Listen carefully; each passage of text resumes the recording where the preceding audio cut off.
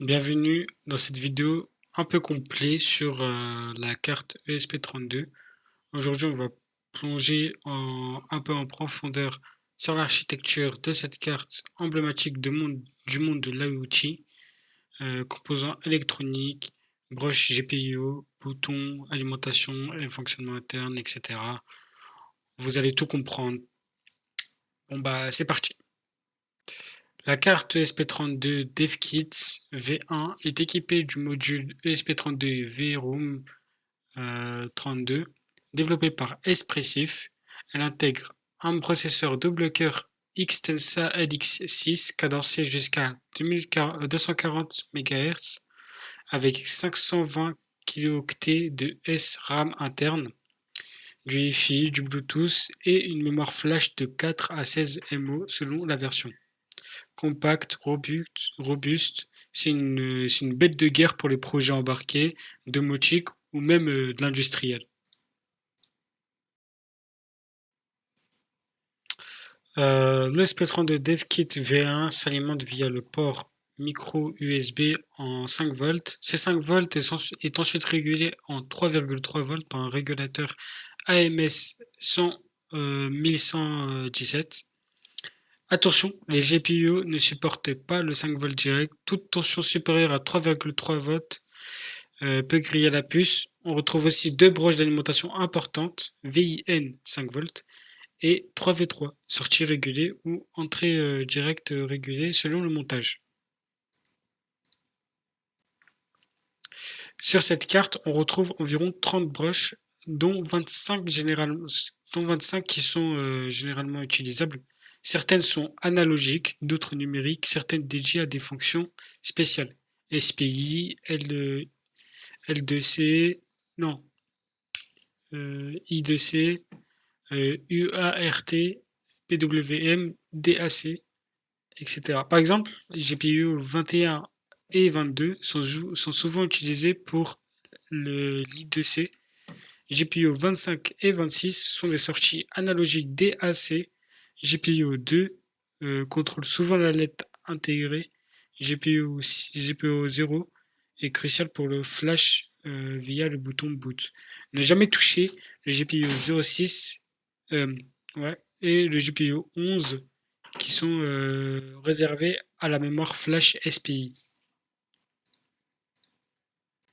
La carte possède deux boutons essentiels. Le bouton boot qui est relié à la broche GPU 0.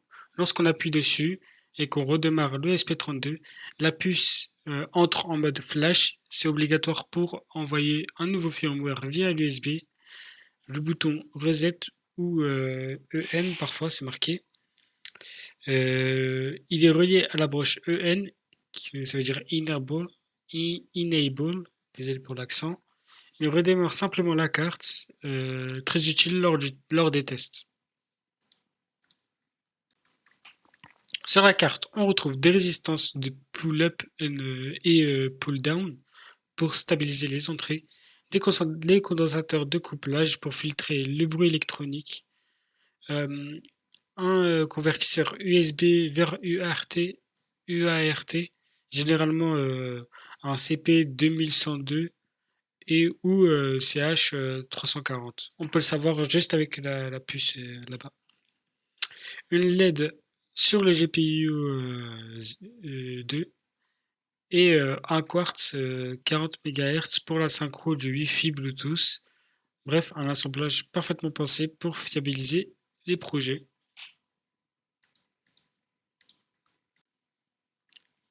Le gros atout sur les SP32, c'est la polyvalence en communication. Il y a la Wi-Fi intégrée, station et point d'accès, Bluetooth classique plus BLE, UART pour debug série, SPI I2C pour les capteurs, ADC 12 bits sur plusieurs GPU et PWM ultra précis sur quasiment toutes les broches. C'est un véritable routeur de données qui est miniaturisé. À l'image du SP32 dit l'état du GPU 0. Si ce dernier est à low, il entre en mode flash, sinon il boot normalement. Ensuite, le bootloader interne charge le firmware depuis la mémoire flash externe. Le microcontrôleur initialise toutes les tâches, souvent gérées par FreeRTOS, et votre programme s'exécute.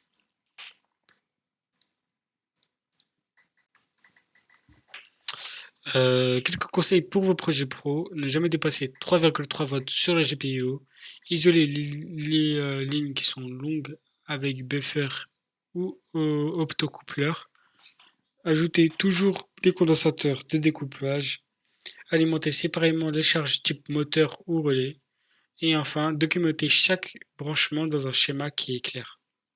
Avec l'ESP32, tout devient possible. Un serveur web embarqué, des capteurs environnementaux, de la domotique et bien plus encore. Merci d'avoir suivi la vidéo complète sur la carte ESP32 DevKit V1. Abonnez-vous pour plus de contenu tech, IoT et embarqué. Et surtout, continuez à innover, à expérimenter et à repousser les limites de l'électronique. Likez, partagez, commentez et à très bientôt.